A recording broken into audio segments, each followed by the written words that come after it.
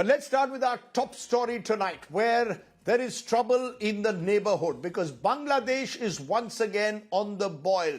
There have been overnight protests and arson and violence in several parts of Bangladesh, targeting media houses and, yes, anti-India and anti-Hasina slogans across the street. Even the Indian High Commission has seen sloganeering outside it. The Yunus government has promised that they will maintain law and order, but following the death of Sharif Osman Hadi, a young student leader who had become one of the driving forces of last year's Bangladesh coup, it is very clear that the situation remains tense and India is facing a neighbor now in turmoil yet again. It's our top story tonight, Bangladesh on the boil.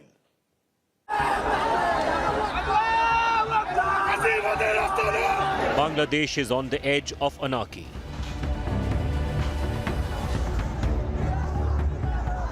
Total chaos and unrest in India's neighborhood after death of a prominent leader, Sharif Osman Hadi, who was face of youth movement that ousted former Prime Minister Sheikh Hasina. Sharif Osman Hadi was shot by masked attackers while leaving a mosque in Dhaka last week and succumbed to his injuries in Singapore. After this news became public, anger spilled on the streets. Radicals went on a rampage and it turned into an anti-India and anti-Hasina stir.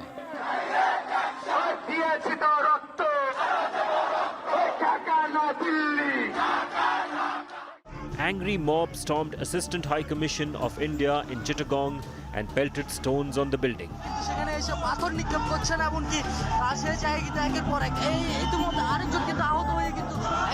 Protesters vandalized the office of the country's largest newspaper, Daily Pratham, and completely destroyed offices of other media outlets. The mob also vandalized and set ablaze Chhaya Naut, a prominent and historic cultural organization in Bangladesh founded in 1961. Radicals even lynched a Hindu man over charges of allegations of blasphemy in Bangladesh's Meeman Singh. Bangladesh Chief Advisor Muhammad Yunus has condemned the incident and promised to bring the culprits to justice. But at the same time, Yunus called Sharif Osman Hadi a martyr and called his murder a bid to threaten revolutionaries. As situation continues to simmer in Bangladesh, Indian agencies continue to keep a close watch on what is happening in India's backyard.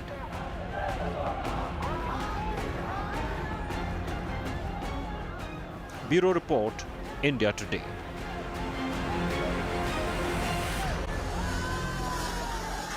Let's raise the big questions then. Is the Yunus government in Bangladesh unable to control extremists? Are Islamic radicals taking over Bangladesh?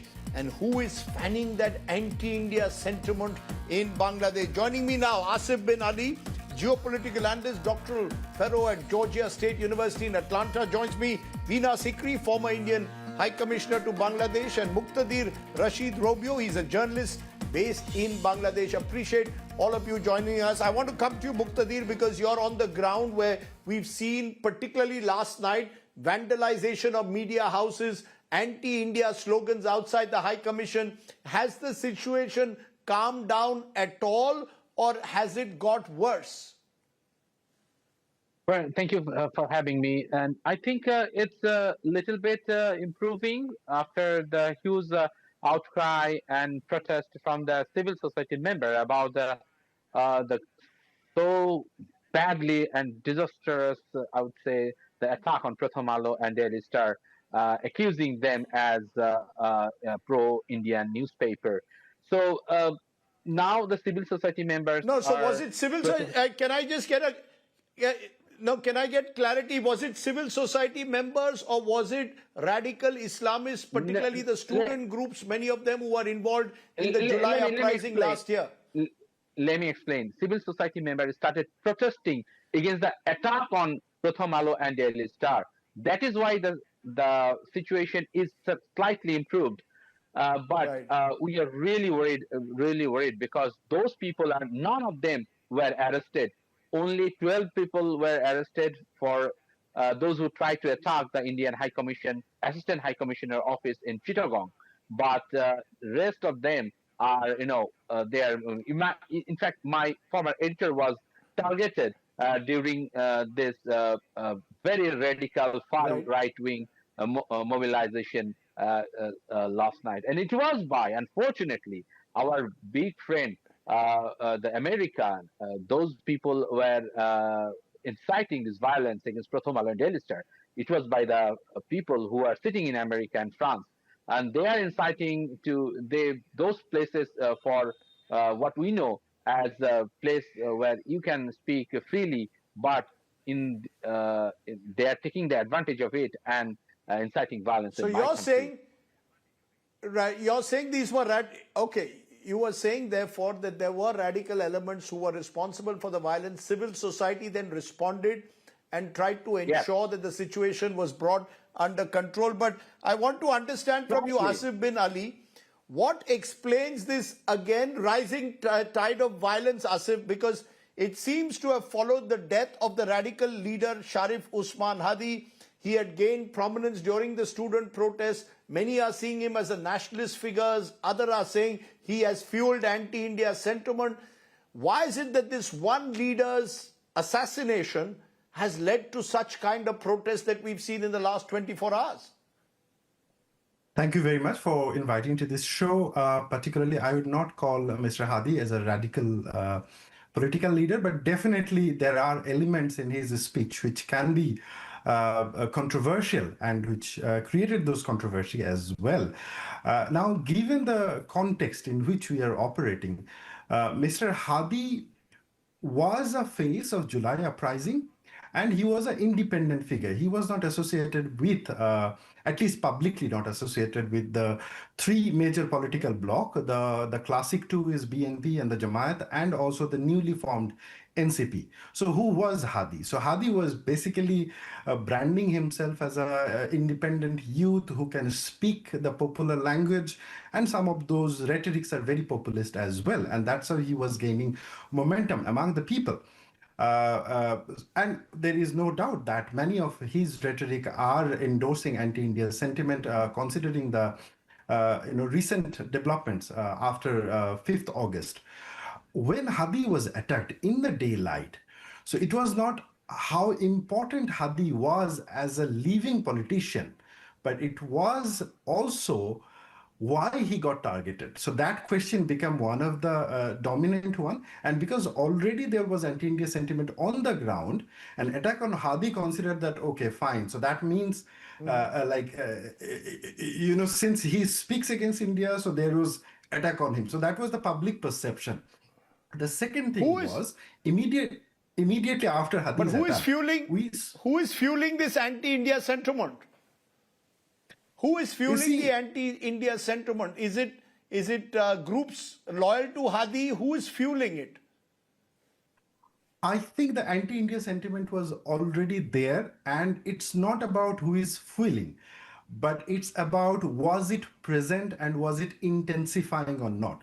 Because the biggest complaint of many of the people who are supporting anti-India sentiment-based politics is that they are claiming when Sheikh Hasina fled to India and took shelter, so they blamed India for that. Now, see, I'm not going for what is right and wrong. I'm just saying, like, this is the people's perception. And when Hadi was attacked and when journalists came out with some of the evidences which links that the killer is connected with the former Awami League party, and the party didn't denounce that they have any role in that killing. And so it created and added another layer in that public perception.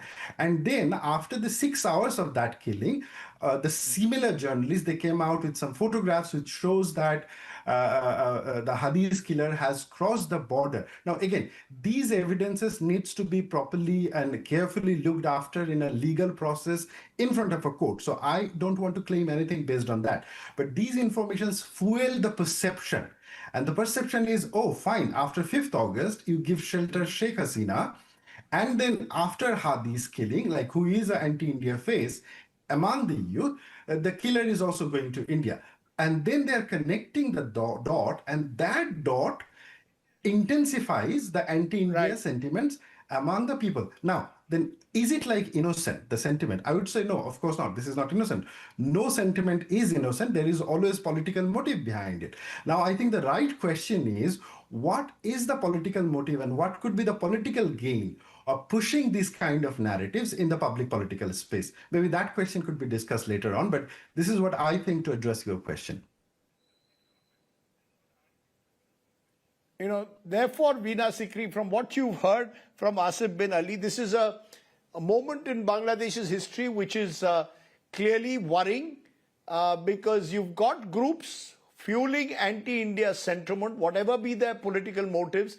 India cannot be seen to be directly interfering in the internal affairs of Bangladesh, and yet India needs to maintain a strong, normal relationship with Dhaka. How does India play a balancing role at all, given what we are seeing happening on the ground?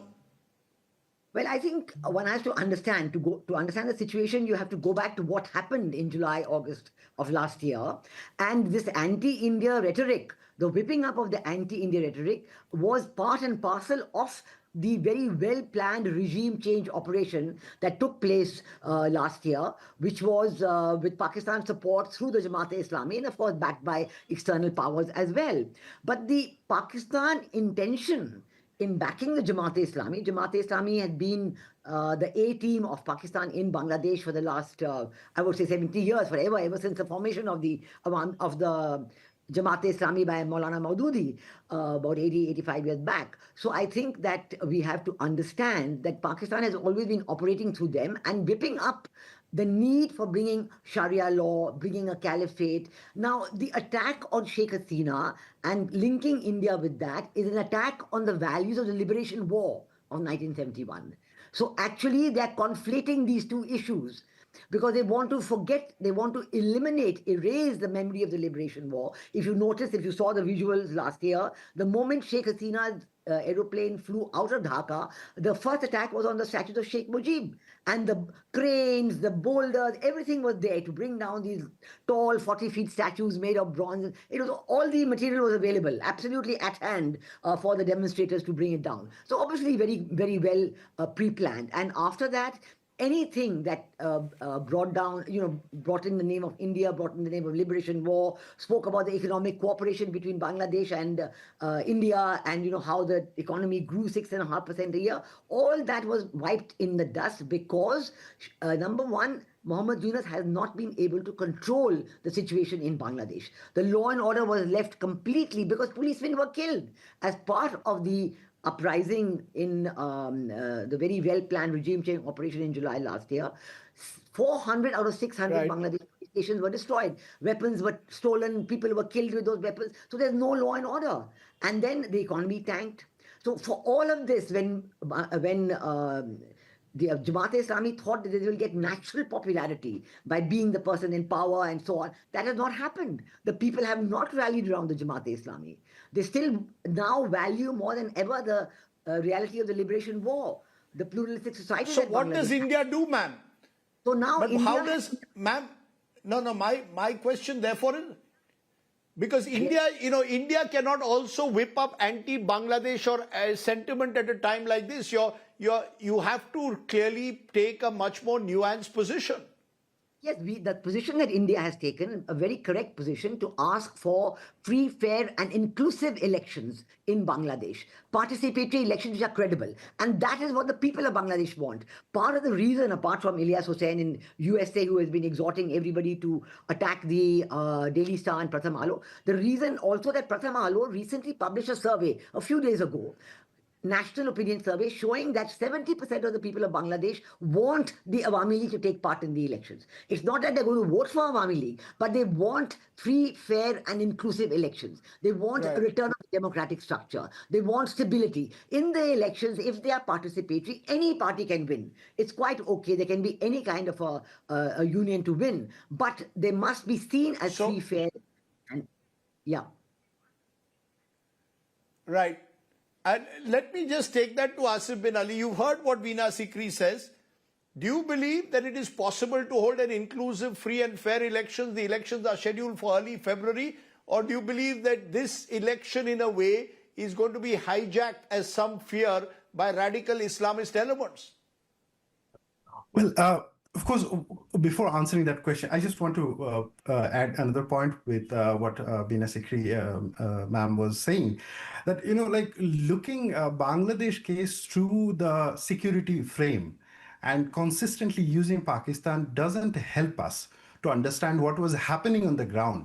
And I think the Pakistan framing of the entire Bangladesh crisis is actually misleading Indians to understand what is happening on the ground.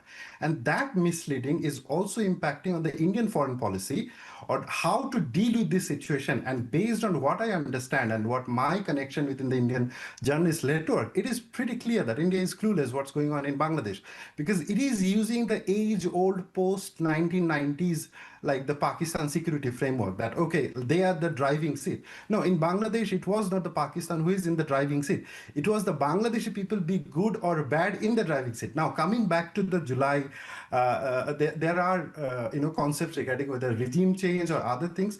But one thing we do not understand, the July, of course, there might be some internal or external influences, but it was also a public participation on outrage against a government which didn't allow election in 2014, 2018, and 2024. And that created a situation which, bottled up people's grievance, and that grievance bursted.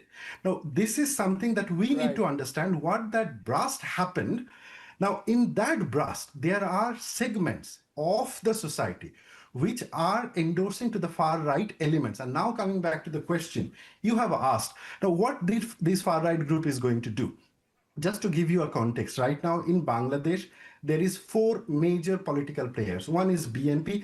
They claim themselves as a centrist party, but it's a combination of centrist left and right. They decide based on the need. The other one is the Jamaat-e-Islami, which is the rightist party. The third one that came out of the July uprising, which is NCP, they are still confused, but it's likely they are walking towards the centrist right and also right-leaning. Now, there is the fourth element, and this is where I think the Pakistan frame of looking at Bangladesh crisis is doing injustice. The fourth is the far right Islamist group, which has 2 subgroups. One is Hizb ut-Tahrir, the group that want to convert Bangladesh into Islamic State. Right. And the process that they want to use is to infiltrate within the military and then do a revolution and take over the country. The other group is more political group, and that is Al-Qaeda and pro-Taliban group. And this is more political group. They have the same goal like Hizb ut-Tahrir, but they want to politicize, convert people in their followings, and then take over the country through revolution. Now, whatever the problem right now we are facing, the violence and others, of course, the political conditions are getting prepared to some extent by Jamaat and others, but the on-ground violence are getting led by Al-Qaeda, pro-Al-Qaeda and pro-Taliban group. Now, this is a fringe group, but extremely powerful. They do not have any chance to come to the power if there is an election. Now, coming back to the question you have asked, will the election be free and fair? There would be challenge regarding the free and fair elections. I've run out of time, but I will try and carry this forward because this will be an issue we will continue to track. Can I have 1 Clearly, second what has happened is... of course, yes, Veena-ji. Go ahead. I just want to have 30 seconds to respond. A very detailed explanation has been given just now. But I want to say quite clearly, everyone knows, even the people in Bangladesh know, where the support for all these groups is coming from. Please don't make it out as though the people of Bangladesh have evolved ideologically in different directions. Where is the Hizb ut-Tahrir money coming from? Where is the Al-Qaeda money coming from? We know that on Al-Qaeda, there's a difference even between Taliban in Afghanistan and in Pakistan. And secondly, please look at, I am not bringing Pakistan in unnecessarily. Please look at the situation in Bangladesh today. in the last 54 years, the role of Pakistan has not changed as much as it has in the last 18 months.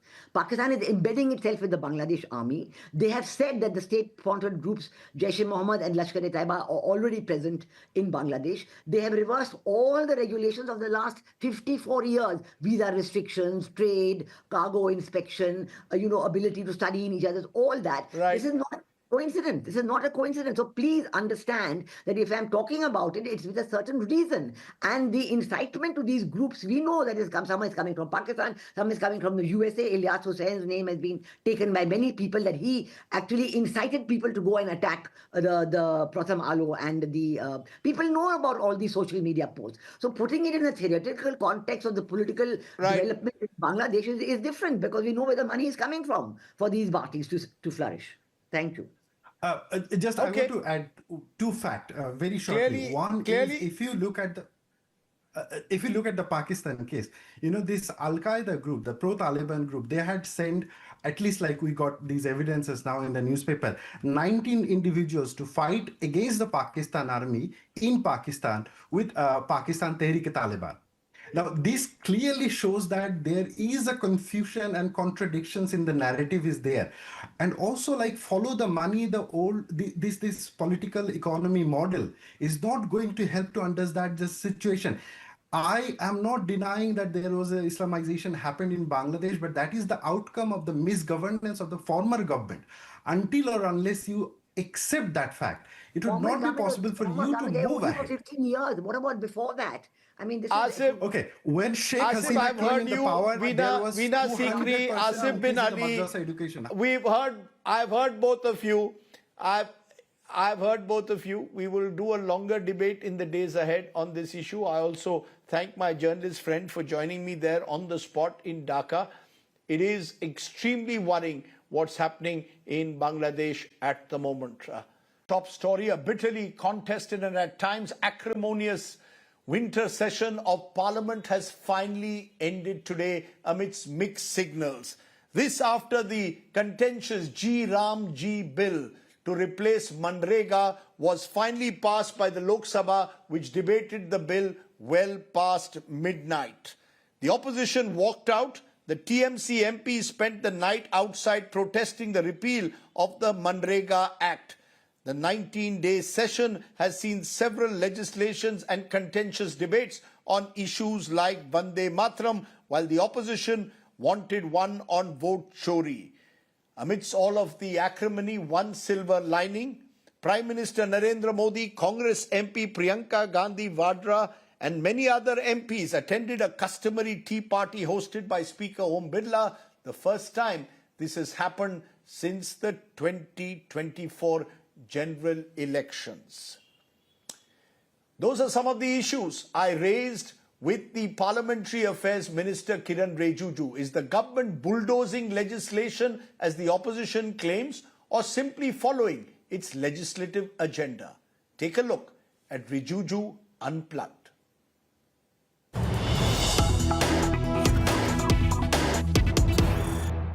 Hello and welcome to this India Today special. An acrimonious winter session of Parliament has come to an end. And the man at the center of it all, in a way, is our newsmaker of the moment. The Parliamentary Affairs Minister, Kiren Rijiju, joins us. Appreciate your joining us, Mr. Rijiju. Have you lost a few grey hairs after that Parliament session? Because by the end, it had turned out to be rather bitter. The Prime Minister said at the outset, I want discussion in Parliament. By the end, what did we see? A bill being passed at midnight, opposition walking out, some of them even tearing the bill. Clearly, it was an acrimonious session, Mr. Rijiju. Well, it depends on how you look at the Parliament session. If you see the numbers of business we transacted, the bills have been passed, purely from the government's point of view, it's extremely productive session, because all those important bills are highly reformative bills. the opposition is saying you were bulldozing the bills. It's one thing to pass the bills. They are saying Kiren Rijiju and the Treasury benches wanted to bulldoze the bills, that too at the last moment of this session. Not last moment. Everything was predetermined, and we had placed before the Business Advisory Committee. So nothing to hide actually, because the bills are well known. We tabled in the BSc, and the opposition did not agree to give time for 2 bills. They gave time for the other bills. The only thing what I want to make my position very clear is, from government point of view, it's a very productive parliament session. From the parliamentary democratic point of view, we would have loved if the opposition had conducted themselves in a much better way, and also to take up the discussion on pollution, which was listed on the second last day, which the opposition did not allow. You are ready for a debate on pollution. You are telling me, because there's a lot of anger that Parliament should be debating real issues, Mr. Rijiju, of the people. One of them being pollution. And the fact is, even though it was listed, eventually there was no debate. Yes, I'm very upset with the opposition parties. You're blaming them for it. And moreover, the opposition party themselves initiated it. They said that they want to have a discussion on pollution, and government immediately agreed. And it was listed in the name of Priyanka Gandhi. And she was to be the lead speaker. They themselves scuttled her chance to speak. Now, I don't want to draw any political conclusion on that, how the Congress party disrupted Priyanka Gandhi's chance to speak on pollution. The main point is, when the pollution discussion was listed and when the time was already allocated, the whole day we were to debate and discuss on pollution. The Congress party suddenly climbed on the chairs and tables. They disrupted the parliamentary proceedings. Not only that, they came on top of the table of the office and they created ruckus, and that was absolutely uncivilized, undemocratic. You're saying it was uncivilized, undemocratic. The opposition says the government is being undemocratic because you move these very contentious bills in the last part of the session, whether it is the Viksit Bharat guarantee for Rozgar and Ajeevika Mission, which will replace MNREGA, whether it is the Shanti Bill on nuclear issues. You bring it in at the last stage and you expect the opposition to cooperate. Opposition said send such contentious bills to select committees. You refuse. Matter. Their argument is this government is my way or the highway. First day or second day or last day doesn't matter. How much time you give, that is important. Why not send it to a select committee for consideration? Why does this government not want to have any legislative oversight of crucial bills? See, these parliamentary committees are in a way extension of the parliament itself. Yes. Parliament also scrutinizes the bill. Same the committee does. Committee can do in a better way because it has more time. That's all. Otherwise, now opposition party wanted 8 hours discussion on the Shanti bills, and they also wanted 8 hours on G Ramji. Yes. We said no problem. We can sit throughout the night. We can take up the matter to the next day. It doesn't matter. We were ready. During our time as an opposition, government never used to listen to us. When we asked for 10 hours discussion, they used to give 5. When we asked for 6 hours, they will give 3. Now we are giving them as much as they want. No, but Mr. Rijiju, since you say what happened when you were in the opposition, the details I have, when Manmohan Singh was in power in the UPA, 65 to 70% of the bills would be sent to select committees for oversight. This time now also it has come down to 16%, 16%, because you do not want any legislative oversight. You bring in the bill at the last moment, ask them to go through it, debate it and pass it in a hurry. Shouldn't such bills go through proper legislative oversight? These are very crucial bills, as you yourself are admitting. If they are so reformative, why couldn't you wait till the budget session? We are always open to scrutiny of the bills. Many bills, many matters have gone to the parliamentary committees. This time also we have referred the Higher Education Adhistan Bill to the Joint Parliamentary Committee. We have referred the Market Security Bill to the Parliamentary Standing Committee. In a similar way, last time also we sent many bills to the committees. In future, we will keep sending. The question is, not every bill can be referred to the Parliamentary Committee. Why can't VGRG, such an important bill that has to do much with rural employment, be referred to a Parliament committee? A nuclear liability bill which opposition claims reduces suppliers' liability, why not send it to a committee? What is the hurry? What is the immediacy of these bills that you had to push it, that too on the last few days? No, you have not understood what actually transpired in the Parliament. The time allocated to the opposition party was more than enough. In fact, Congress used all the opportunities to speak on the bill as per the time allocated to them. But the problem is when the ministers started responding, they came down to the well of the house and created ruckus. That is the problem.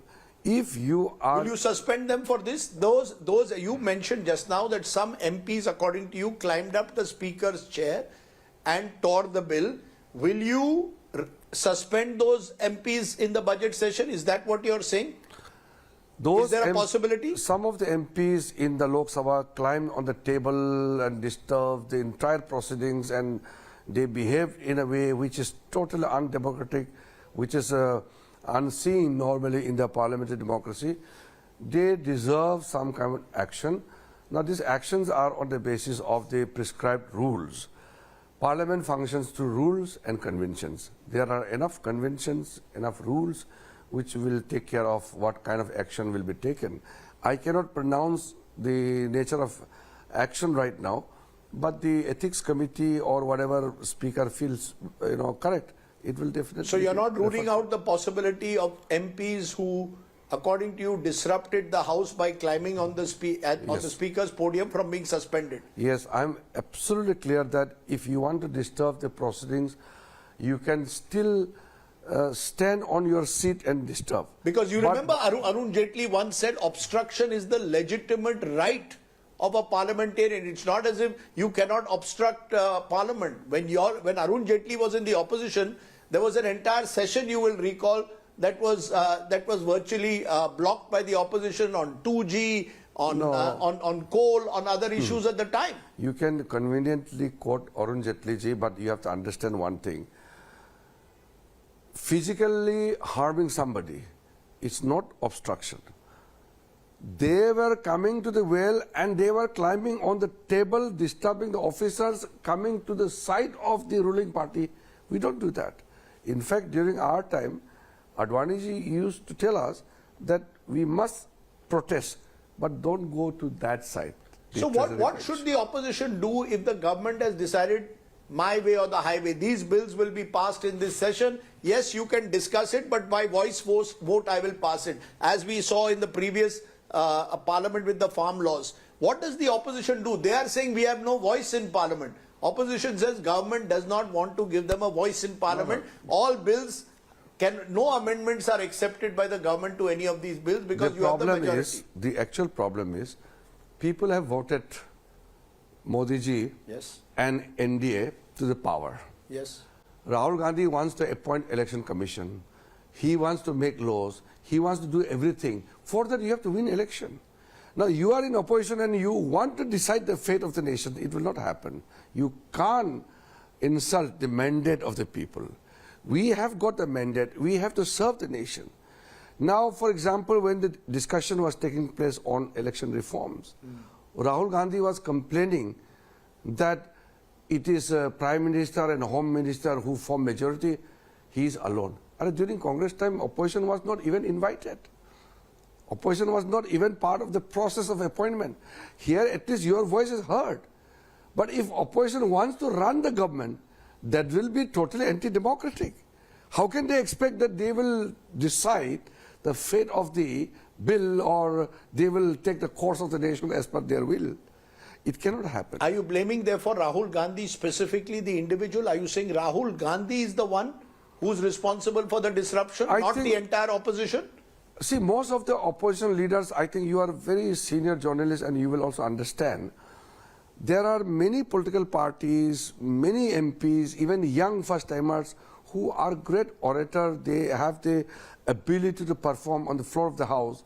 But when the leader of the principal opposition party do not perform himself, do not allow other the opportunity to perform, then who are the losers? It is the opposition MPs who are the loser. That is why I have said in the beginning, from the government point of view, business transaction passing the bills, we are very happy.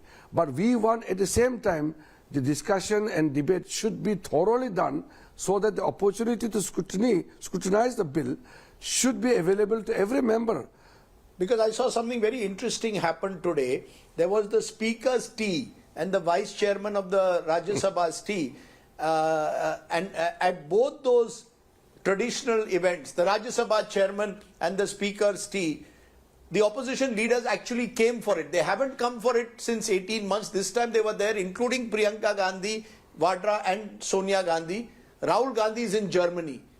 But they were there, and I'm told it was held in a very relaxed atmosphere. Are you saying that actually there is possibilities for the opposition and government to talk to each other? The Prime Minister was there, Priyanka Gandhi Vadra was there at the tea, and I'm told it was a very cordial engagement.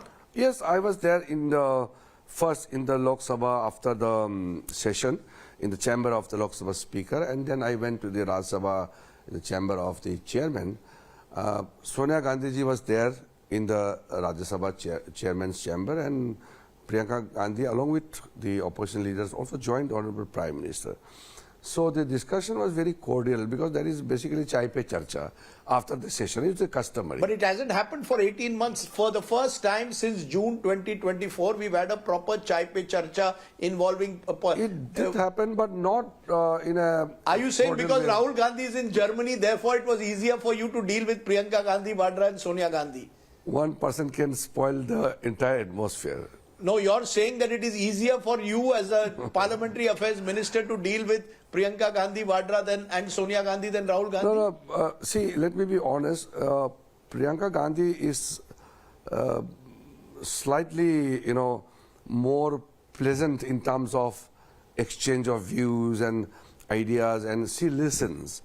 That is what I have observed. But you all seem, Rahul Gandhi gets under your skin on the other hand, because he hits you hard. That's why, does he get under your skin?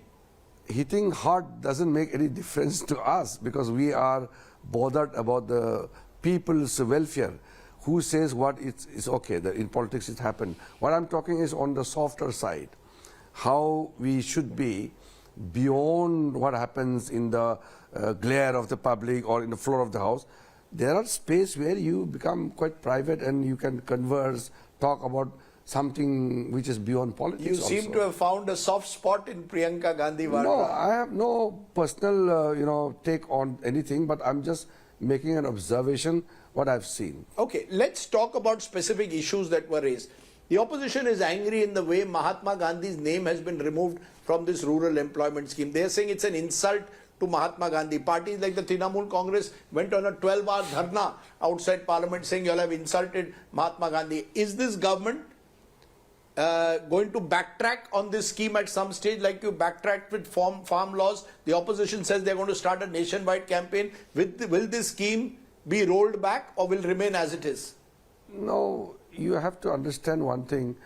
If a particular scheme has not done some kind of justice to the people for whom the law has been brought, you must look towards improving the provision or to change or reform. MNREGA, because I come from a rural constituency. Arunachal Pradesh. MNREGA, but it's applicable all over Yes. the country. MNREGA has not actually lifted the standard of the life of the people. And there are lots of corruption. Rajdeep, please understand. MNREGA, in most of the cases, the JCBs are used to dig the hole, dig the soil, earth, removing this and that. There are huge corruption, I'm telling you. No, but you can strengthen the scheme. Nobody is saying you can not strengthen the scheme. Why did you need to change the name of the scheme? No, the entire structure has been changed because... So the name also has to change with the structure. We need to change the gear to the next level. This is India of 21st century. We won't be doing justice if we leave people to only digging holes. We have to uplift their living standards, take them to next level. Yeah, but the opposition says this scheme will ensure that the centre will control the entire scheme. First of all, you want the states to fund 40%, but the centre will decide. Discretionary powers will be with the centre. It will affect the federal setup. It is not that. It is responsibility shared by both central government and the state governments. You have to understand one thing. This is by far one of the biggest reforms to transform the rural economy, life of the people in rural India. You will not discriminate between government and opposition ruled Not states. at all. This is one of the biggest reform express of Narendra Modi ji. Narendra Modi's reform express is not going to stop. It has begun, and this winter session of Parliament has seen some of the biggest reforms, which I can clearly say this is reforms express, which is on the move. It will not stop. You're calling it reform express. Similarly, the Shanti Bill on nuclear. Biggest reform again. No, you're saying it's reform. The opposition says you are diluting suppliers' liability because you want to attract Donald Trump's attention. And Let us not go this into the entire bill has been allegation. dictated by America and will help certain cronies of this government. Let us not go into the opposition rhetorical, those accusations. These are totally unfounded. Do you want nuclear atomic sector to be opened up? Don't you want it to be reformed? Don't you want the huge energy requirement of the nation to be met by clean fuel? It's interesting you're saying that, because when you were in the opposition in 2010, you all were opposing Manmohan Singh on the civil nuclear That is deal. about the nuclear. How you have surrendered your sovereignty to the United States is different. No, they are saying you have surrendered your sovereignty How do we today. change? Where you stand depends on where you sit. Tell me one provision where we have surrendered our sovereignty. Suppliers' liability. Oh, no. See, these are highly legal matter. These are also matter of very sensitive in its nature. We can't easily make some kind of frivolous accusation to dilute the intention of the government. You can't do that. These are extremely serious matter. How do people come and invest? How do you create the right atmosphere for better investment?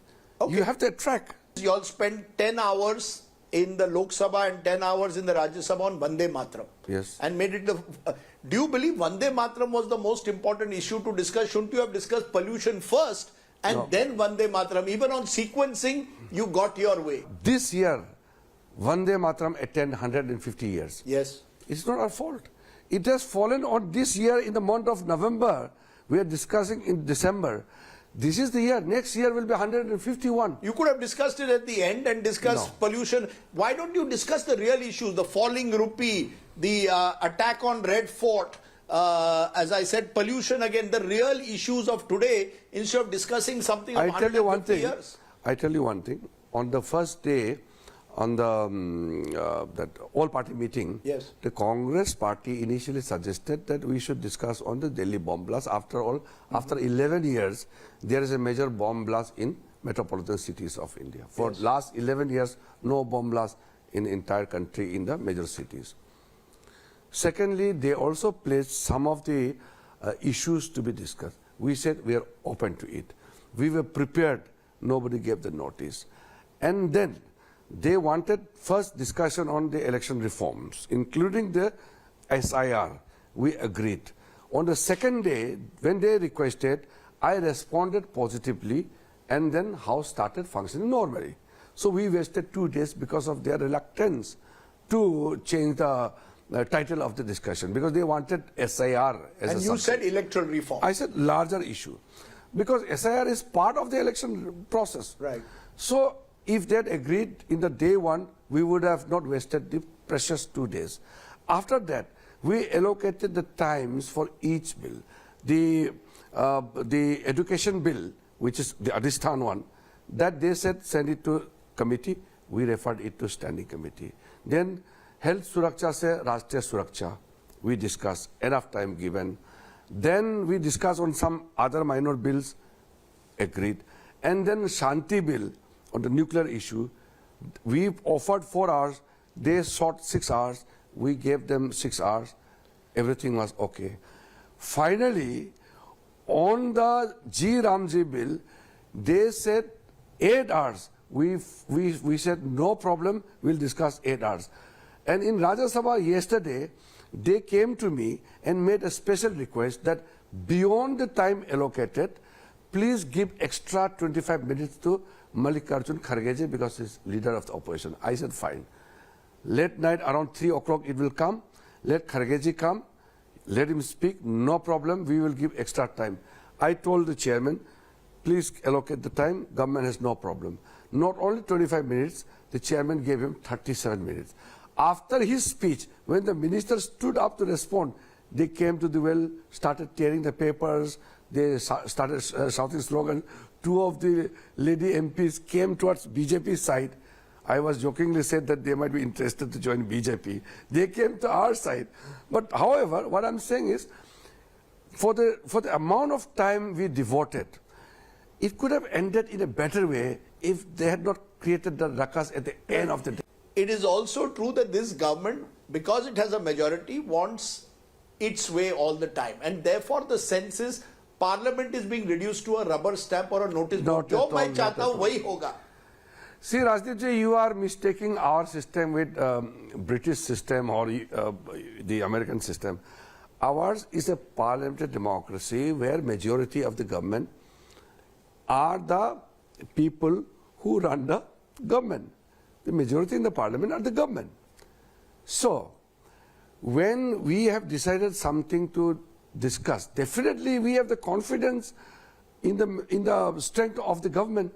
You must look back to one incident which I will remind you. It's very interesting. 2004, UPA won. Congress had only 145, BJP had 138. Left front had 62 MPs. The UPA one was surviving on left front. On the floor of the house, when Chidambaram was placing budget and the discussion started, the left front, one after another, gave suggestions. Acharya ji, Guru Das Gupta, they all said that you are surviving on our support. Yes. Please listen to our suggestion. And Chidambaram stood up and said, it is still there in record. He said, it is your right, you can give suggestion, but it is up to the government whether to listen or not. Government will do its way. We are not arrogant like that. They treated their allies like that. Here we are ready to listen to the opposition, but if opposition wants that their idea should be enforced, it will not happen. You know, 2 more concerns that are expressed at times. One, the Prime Minister doesn't attend Parliament enough. No. The British system, the Prime Minister has a particular day when he takes all questions. Our Prime Minister doesn't. In fact, ironically, both the Prime Minister and Rahul Gandhi were away in the last week of Parliament. Shouldn't they be there and present? Don't compare these 2 trips. Prime Minister was on national duty, Rahul Gandhi was on personal duty. Please don't compare these 2 But visits. should the Prime Minister be not there in Parliament regularly taking questions that would enhance the quality, then force everyone to attend Parliament also more regularly? The system doesn't permit it.